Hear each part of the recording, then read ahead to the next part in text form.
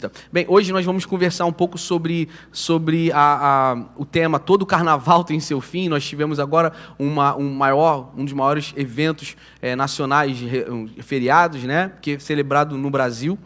E todo mundo já sabe as características do carnaval, o que ele tem. E uma coisa que é muito interessante é a sua intensidade, a sua festa, aquilo que ele celebra e como isso reflete na nossa vida, né? E todo carnaval tem seu fim, e a pergunta é, porque tudo que é humano tem fim. E a gente vai falar um pouco sobre a eternidade. A gente vai falar sobre algo que a gente crê, que não apenas a gente vai viver, mas já está vivendo em nós. Que em Cristo Jesus Deus semeou algo, e a partir desse entendimento, a gente tem uma jornada e um posicionamento por causa disso, pelo que a gente crê e pelo que já está dentro de nós. Tomás A. Kempis, ele diz o seguinte: quão rapidamente passa a glória do mundo. A Bíblia, irmãos, fala muito sobre a efemeridade do homem, quão rápido, quão superficial. Aqui ninguém conhece alguém que é imortal. Aqui todos nós perdemos já pessoas e nós iremos morrer um dia. E a morte, de fato, é um lugar que faz com que a gente reflita muito sobre quem é que nós somos e para onde nós vamos. A fé está muito alicerçada nesse questionamento. E esse questionamento não é novo nas cartas do Evangelho, ele é bem filosófico, ele já é antigo. A fé, para nós, responde já isso, mas isso é uma questão que conturba muito a gente. Por quê? De onde nós viemos e para onde nós vamos. Então, isso traz uma aflição, porque se realmente o que a gente crê é verdadeiro, a gente crê que existe uma eternidade após a morte. Porque Jesus, ele não apenas morreu por nós, mas ele, além de morrer por nós, pelo seu grande amor, ele ressuscitou ao terceiro dia. E essa ressurreição, quando nós depositamos nossa confiança nele, faz com que nós nos tornemos herdeiros de Deus e co-herdeiros com Cristo Jesus. Quem pode dizer glória a Deus por isso? Irmãos, a gente tem um entendimento que essa percepção de quem Deus é para nós e o que Ele fez através de Jesus, ela nos dá um alvo, ela nos dá uma orientação, assim, olha, é para aqui que a gente vai.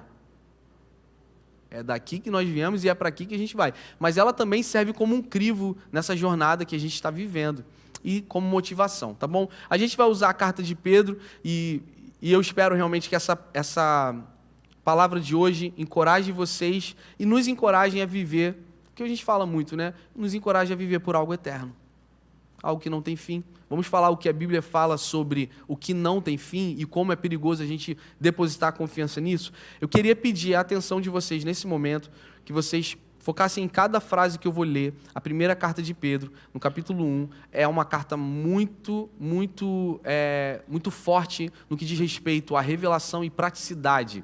É a carta que fala muito assim, olha, se isso aqui é real, olha como é que isso impacta a nossa vida. Quem está preparado aqui? Quem está animado para ler isso? Tá bom? Vamos ler juntos? Vamos ler juntos assim, presta bastante atenção, não deixe nada te distrair nesse momento. E olha só quão linda e prática essa palavra é. Diz assim, olha, bendito seja o Deus e Pai de nosso Senhor Jesus Cristo, que segundo a sua grande misericórdia nos gerou de novo para uma viva esperança, pela ressurreição de Jesus Cristo dentre os mortos, para uma herança incorruptível. Vocês poderiam todos aqui com alto volume dizer incorruptível? Agora, incontaminável? Olha, o Pedro está usando, preste atenção em algumas palavras, quão ricas essas palavras são, e elas categorizam, elas caracterizam o que a nossa fé não é uma filosofia vã, não é uma teoria, uma intelectualidade. Presta bastante atenção nisso, porque só isso já é um sermão. Para uma herança incorruptível, incontaminável e que não se pode murchar.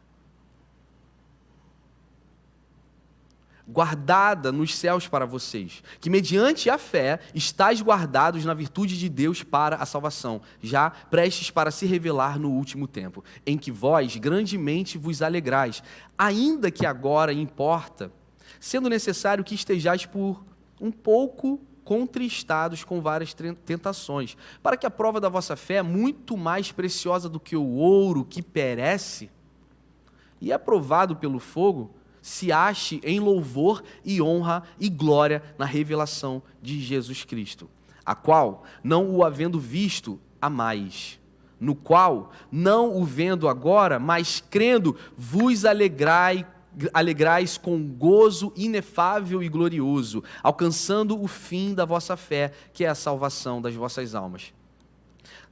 Da qual salvação inquiriram e trataram diligentemente os profetas, que profetizaram da graça que vos foi dada, indagando que tempo ou que ocasião de tempo o Espírito de Cristo que estava neles indicava, anteriormente testificando os sofrimentos que a Cristo haviam de vir e a glória que se lhes havia de seguir.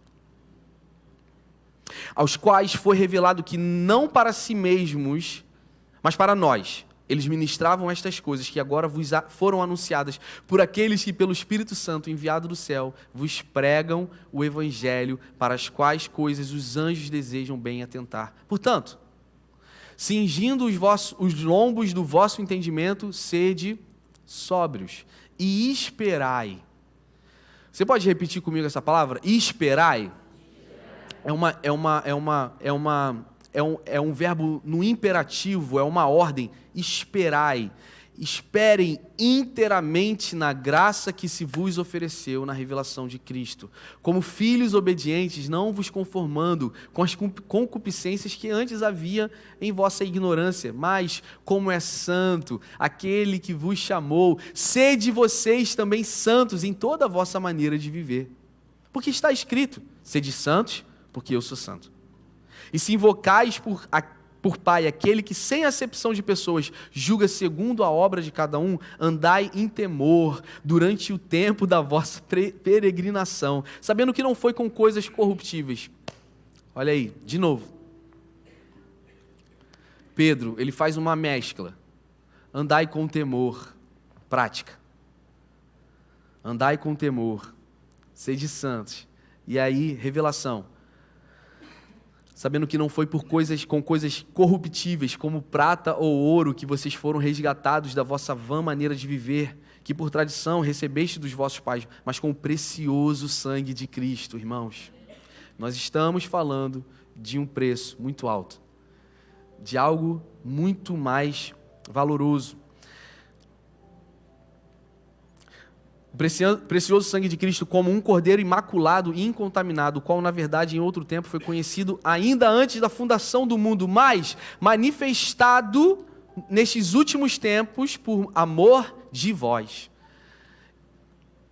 Eu queria que todo mundo olhasse para o telão, vamos ler isso, deixa isso penetrar no teu coração, vamos lá. E por ele credes em Deus, que o ressuscitou dentre os mortos, e lhe deu glória para que a vossa fé e esperança estivessem em Deus, purificando as vossas almas pelo Espírito, na obediência à verdade para o amor fraternal. Não fingido, amai-vos ardentemente uns aos outros com um coração puro, sendo de novo gerados, não de semente corruptível, mas da semente incorruptível, pela palavra de Deus, viva e que permanece para sempre.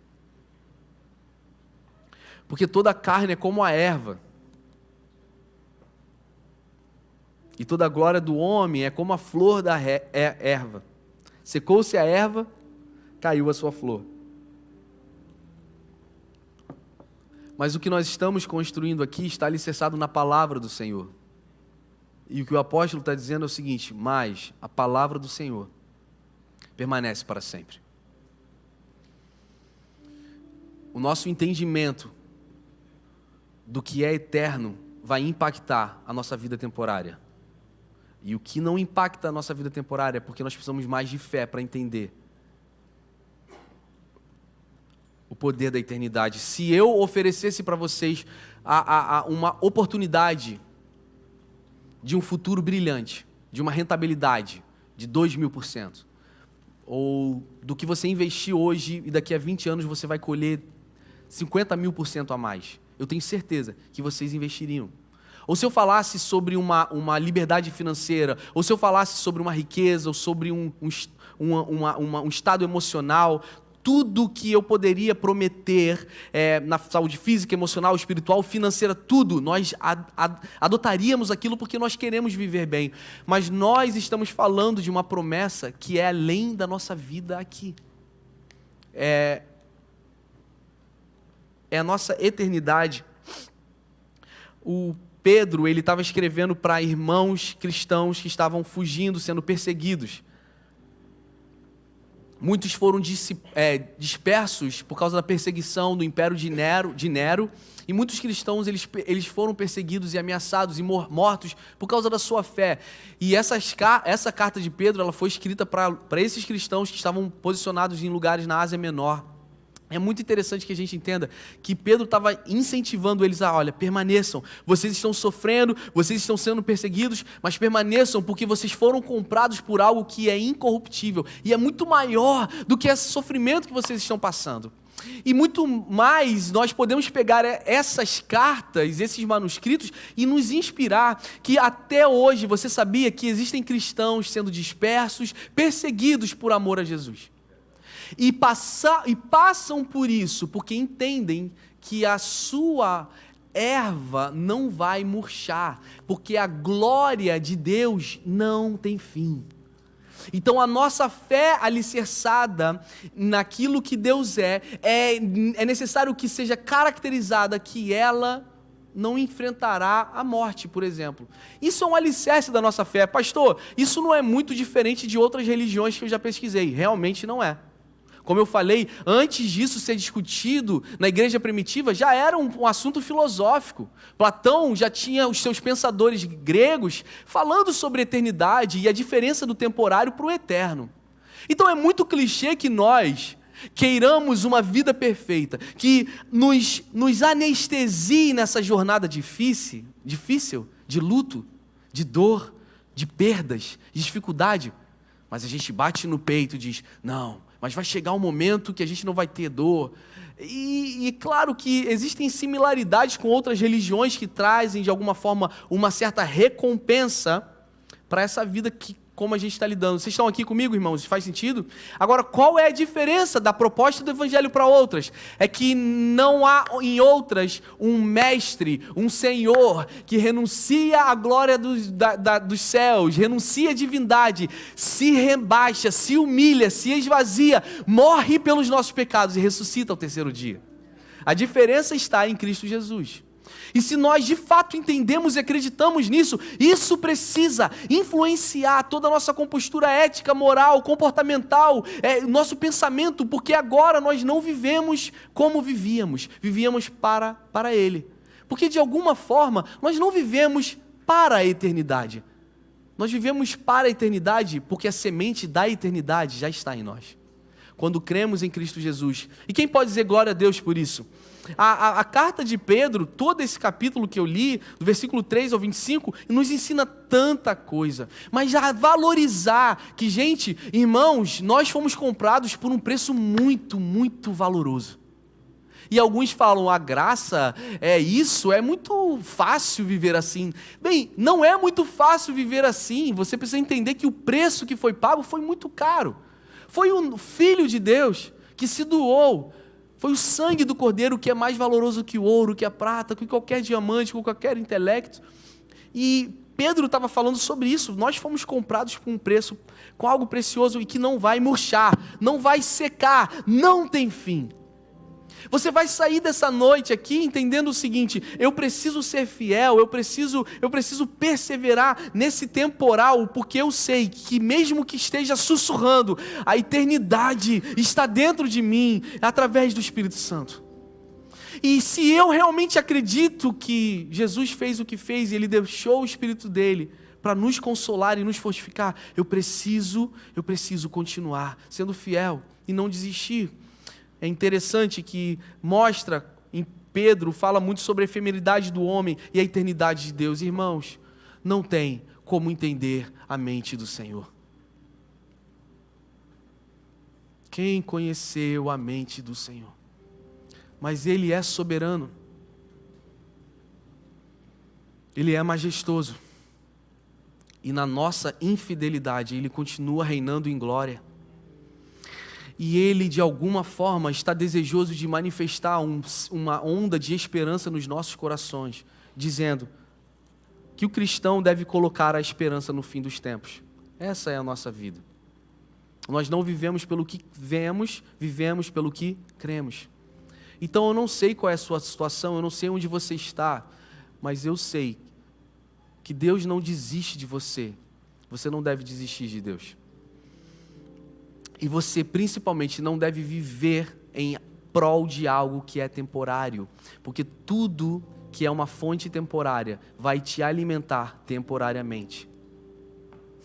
Mas a palavra de vida eterna vai te alimentar nesse tempo e vai te projetar para a eternidade. Nós precisamos viver pensando na eternidade, agir como se já estivéssemos na eternidade. A carta de Pedro também nos ensina que a nova vida em Cristo é uma base para uma vida de amor e santidade. Sede santos porque eu sou santo.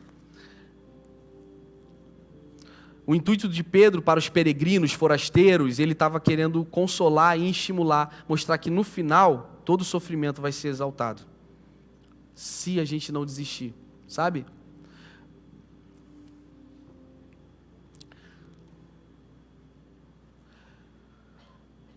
Em tempos de folia, de orgia, de promiscuidade, de celebração da carne, há de fato uma intensidade festiva.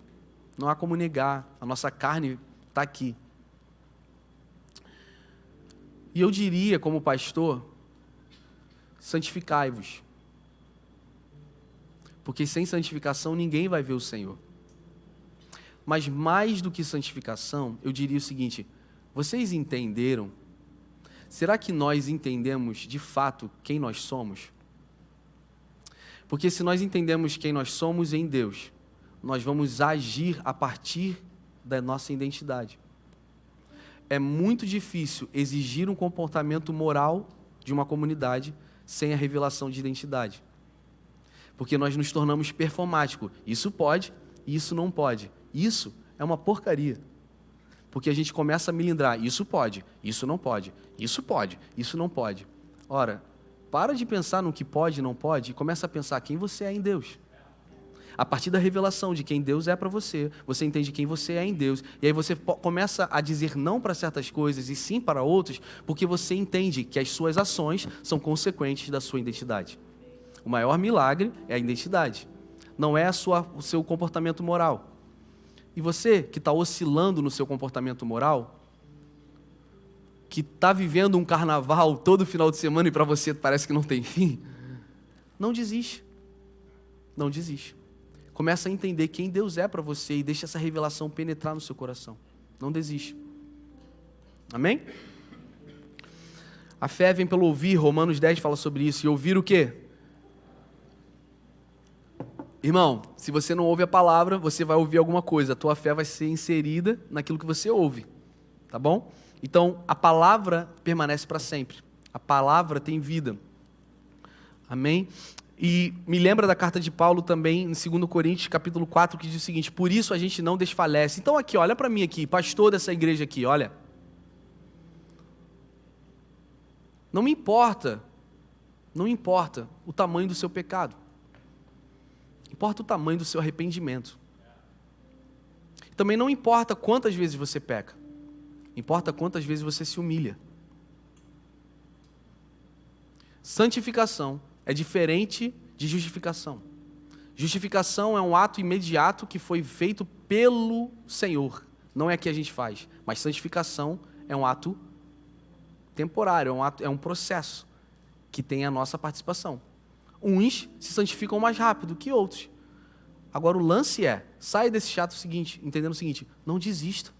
Não desista. Porque eu acredito que a palavra de Deus é tão viva e eterna que ela está querendo dizer para você hoje o seguinte: que você não é os 4 dias de folia. Você não é o seu pecado que você peca há 40 anos. Você não é isso. E a partir do momento que você entender que você não é isso, você legitima a tua identidade. E a tua ação vai ser consequente a isso, irmãos. E o poder de Deus vai se revelar. Porque olha só também, olha aqui um trick aqui, ó. Não tenta se santificar com a tua força. Porque você consegue 6 meses, 7 meses, 1 ano. Se santifica no poder do Espírito Santo. E aí é a questão. A grande beleza é você pedir: Senhor, me ajuda. Me ajuda porque eu não consigo. E o Senhor disponibiliza o seu Espírito Santo. Então não desfaleça. Quem pode dizer amém? Não desfaleça, ainda que o nosso homem exterior se corrompa, o interior, contudo, se renova de dia em dia, porque a nossa leve e momentânea tribulação produz para nós um peso eterno da glória muito excelente, não atentando nós nas coisas que se veem. De novo aqui, Paulo está falando agora de, como Pedro, ele está falando assim, olha, a gente não pode viver em prol daquilo que a gente vê, a gente precisa viver em prol daquilo que não se vê. Por que nós estamos saturados emocionalmente? Temos muitos conflitos emocionais internos, porque nós estamos rindo. Nós colocamos a nossa máscara do está tudo bem, mas internamente estamos quebrados. Eu falei aqui, brinquei sobre as histórias de odontologia, quantos pacientes eu recebia que não queriam tratar canal e problemas nos seus molares, nos seus dentes posteriores, eles só se importavam em tratar os seus dentes da frente, porque a sociedade valoriza o externo, a sociedade sempre valorizou o status, a sociedade sempre promoveu a beleza externa, mas a palavra que é viva, que não murcha, que permanece para sempre, está falando como você está aí dentro. Como você está por dentro, onde só eu conheço.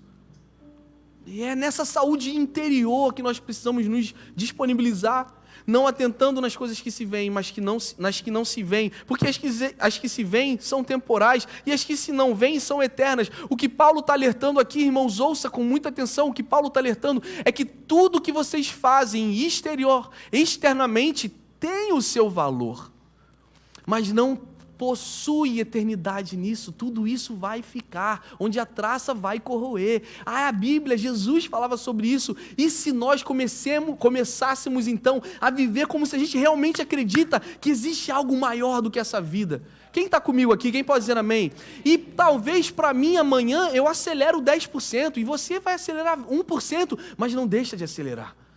O fato é que, quem é você internamente? Quem é você internamente? O que você está sofrendo? O que você está sustentando? Qual máscara você está colocando? Existe sempre esse contraste entre o temporal e o eterno. As nossas viagens, as nossas redes sociais, o nosso dinheiro, os nossos prazeres, e eu sempre falo aqui que não são errados, mas são temporais, sim ou não? Ou alguém vai levar para a eternidade a casa que você construiu, ou quantos followers você tem no Instagram? Alguém aqui? Não. Mas o que vamos levar? Vamos levar a salvação eterna que Pedro profetiza, que como a gente está vivendo nessa jornada, nós iremos colher.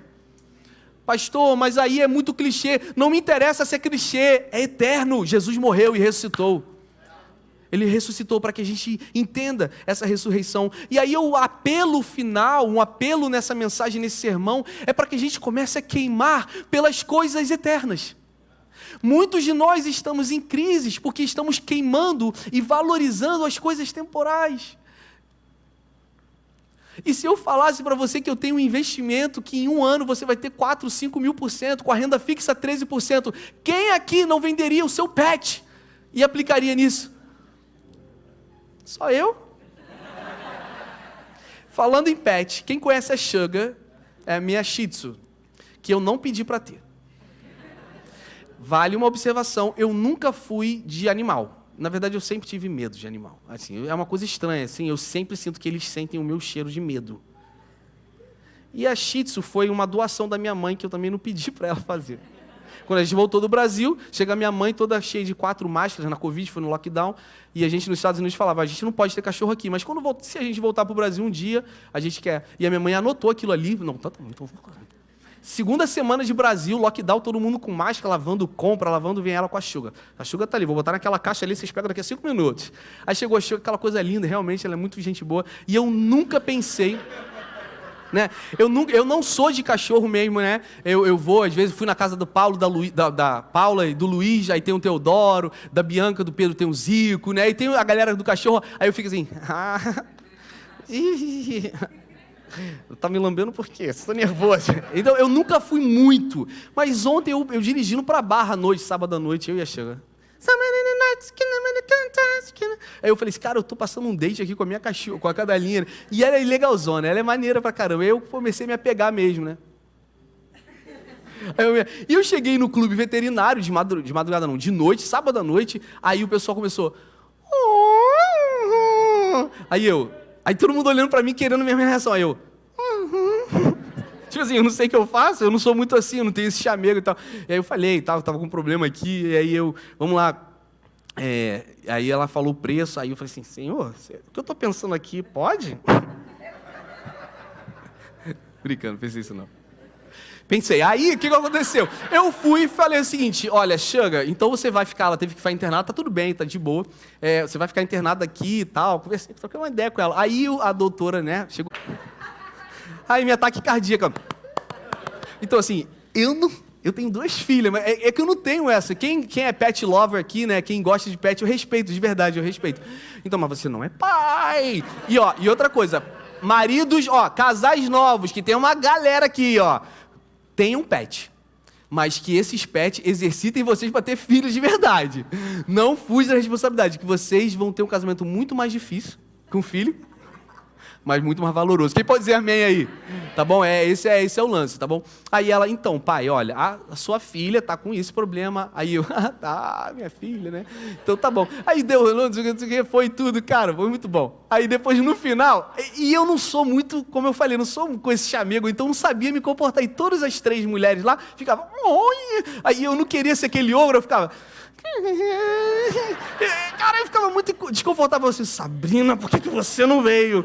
Tal. Aí no final foi melhor. Olha, essa é a conta. Então, pai, vamos levar Sugar. Tá na hora de dar tchau pra filhinha. Aí eu... Dá um beijinho. Eu nunca dei um beijo na Sugar, gente. Você lembra que eu falei da ontologia que eu sou um pouco nojento? Então, eu sou um pouco nojento do cachorro, nada contra quem quer dar beijo, de verdade. Eu acho que, eu sei pelo fato que a boca do cachorro é mais limpa do que a do ser humano, inclusive.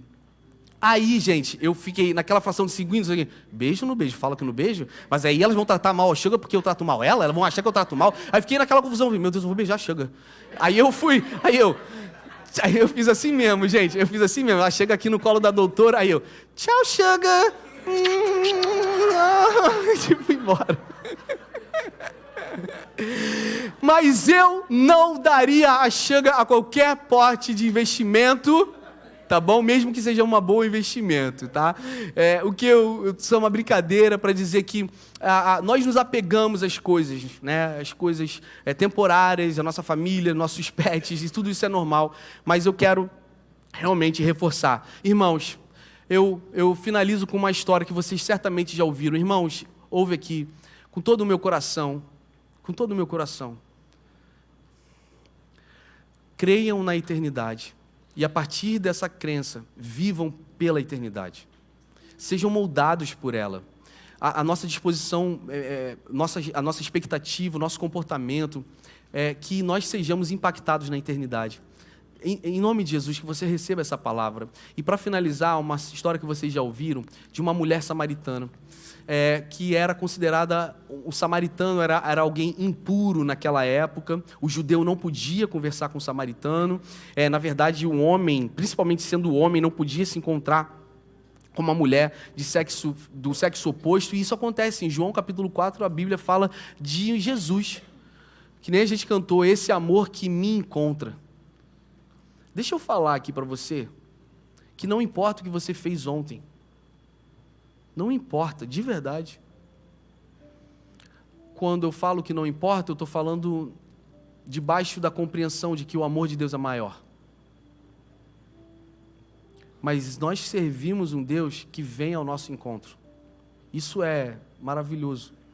E ele vai ao encontro dessa mulher samaritana, que culturalmente não era aceito, primeiro porque ele era do sexo masculino, ele era um homem, ela era mulher, e segundo porque ele era judeu e essa mulher era samaritana. E ela fala, olha, você está vindo aqui falar comigo, como assim você vem falar comigo? E eu acho muito interessante a conversa que eles têm, vocês já ouviram, mas um fato que eu acho muito interessante é que ela está ali ao meio-dia para pegar água, e ela está ali no meio-dia, que é a hora mais quente do dia, porque ela não era aceita na comunidade, porque ela tinha 5 maridos, ela era uma mulher promíscua, ela era uma mulher que ela tinha problema com outras mulheres, né? Então ela não ia no horário normal, então ela queria o poço vazio, tanto é que o poço estava vazio, mas ela estava com sede, sim ou não?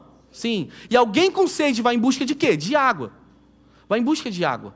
E Jesus vai ao encontro dessa mulher, e eles conversam. E ele fala o seguinte, olha, se você conhecer o dom de Deus e quem é o que te pede, dá-me de beber, tu lhe pedirias, e ele te daria água viva. E a mulher respondeu: Senhor, tu não tens com que atirar.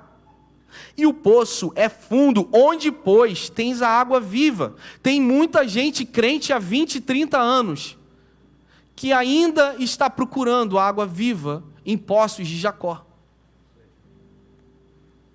O problema da religiosidade é que ela sim oferece o que um carnaval oferece: uma saciedade temporária. Ela realmente tira aquele sentimento de sequidão que nós temos, talvez por 4 dias, talvez por 1 ano. Mas o que Jesus veio apresentar foi além do que o sistema religioso e principalmente o sistema carnal podia nos dar. Por mais que um orgasmo seja prazeroso, ele tem fim. Por mais que ter dinheiro seja poderoso, ele também tem fim. Por mais que ser reconhecido seja algo valoroso, isso também tem fim. Principalmente no dia que você tiver algum problema, aquelas pessoas que ontem te valorizavam, rapidamente vão te abandonar. Porque tudo isso tem fim, mas a palavra viva, eterna, permanece para sempre. Jesus então está falando: olha só, eu sei que você está com sede e você veio aqui no poço de Jacó, mas eu estou falando de uma água viva e eu quero que o Espírito Santo ministre no teu coração. Eu sei que todos nós estamos carecendo de uma água que só o Senhor pode liberar, e a gente está substituindo essa água por coisas temporárias, e esse é o problema. Nós estamos criando expectativas em ser saciado por algo que não pode nos saciar eternamente, apenas temporariamente. Aí o que a gente faz? A gente precisa cheirar a cocaína mais uma noite, porque o meu barato foi ontem à noite. Eu preciso daquele vício mais uma noite. Eu preciso daquele orgasmo mais uma vez. Eu preciso de ser reconhecido por pessoas mais uma vez. E aí eu vivo em prol do temporário. Porque o temporário sacia? Sim, ele sacia, mas ele não é eterno. Então a gente começa a jogar esse jogo. E que em nome de Jesus, nós estejamos tão focados no que é eterno, que o que é temporário a gente viva, mas a gente não se sacia nisso. Amém? E aí, termina, ela fala: você é maior que Jacó, o pai que nos deu o poço? E aí Jesus fala: quem beber dessa água tornará a ter sede. Quem beber dessa água vai tornar a ter sede. Eu não estaria aqui, não estaríamos liderando, não estaríamos falando de algo para falar de uma água que vai fazer a gente ter sede, mas nós estamos falando da água da vida. Mas aquele, porém, que beber da água que eu lhe der, Jesus está dizendo, nunca mais terá sede. Pastor, o que você acha da terapia, de remédios, de ajuda profissional? Faça tudo isso, mas eu conheço um Deus que cura, eu conheço um Deus que liberta, eu conheço um Deus que perdoa, eu conheço um Deus que restaura. Esse Deus está aí nesse lugar. E a partir do momento que você parar de procurar saciedade naquilo que é temporal, esse Deus que é eterno vai liberar o que só Ele pode liberar em você, em nós. Sabe o que é mais interessante? Tem tanta coisa legal nessa história aqui, mas sabe o que é mais interessante? Essa mulher foi para lá pegar o que no poço, gente? Ela estava usando um cântaro, né? um vaso, um jarro lá. A Bíblia conta que no final desse diálogo, foi tão forte o diálogo, que essa mulher abandona o cântaro e vai à cidade anunciar. Tem um profeta nesse lugar. Vocês estão aqui? É isso que eu estou querendo dizer. É isso a revelação dessa noite, essa palavra de hoje. É o seguinte: a partir do momento que a gente beber de uma água, que a gente nunca mais terá sede, tudo aquilo que a gente está indo buscar começa a perder o valor.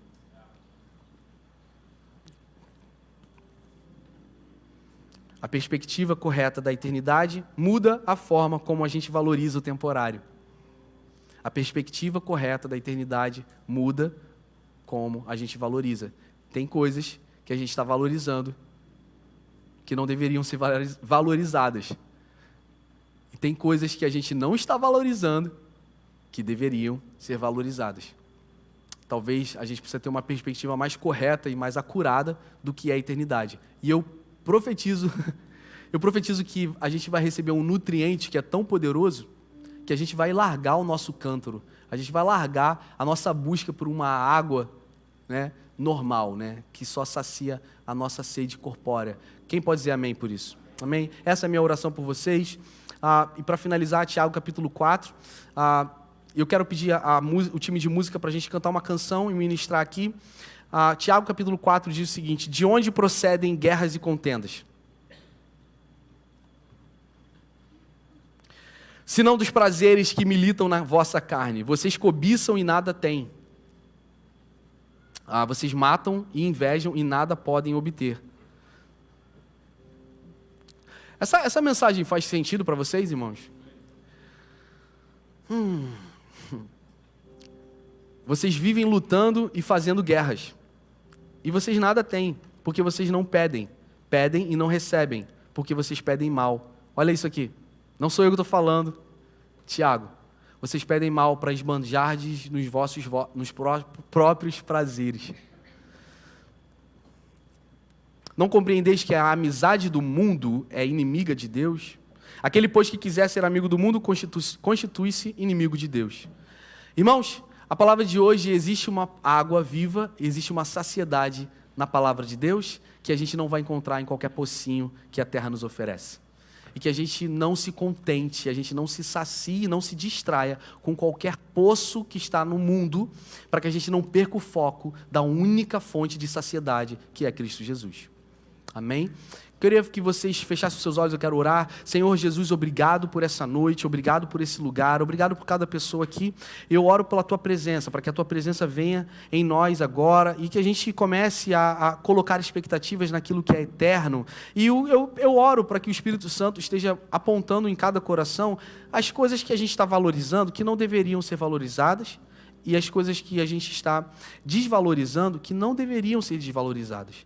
Eu oro para que nós tenhamos sede por essa água que só o Senhor pode providenciar. Eu oro para que o Senhor nos sacie, como a palavra fala nos Salmos, como a corça anseia pelas águas, assim a minha alma anseia por Ti. Que a gente consiga ansiar pelas coisas eternas, pensar nas coisas do alto, agir e viver em prol disso. Perdoe os nossos pecados, ajuda-nos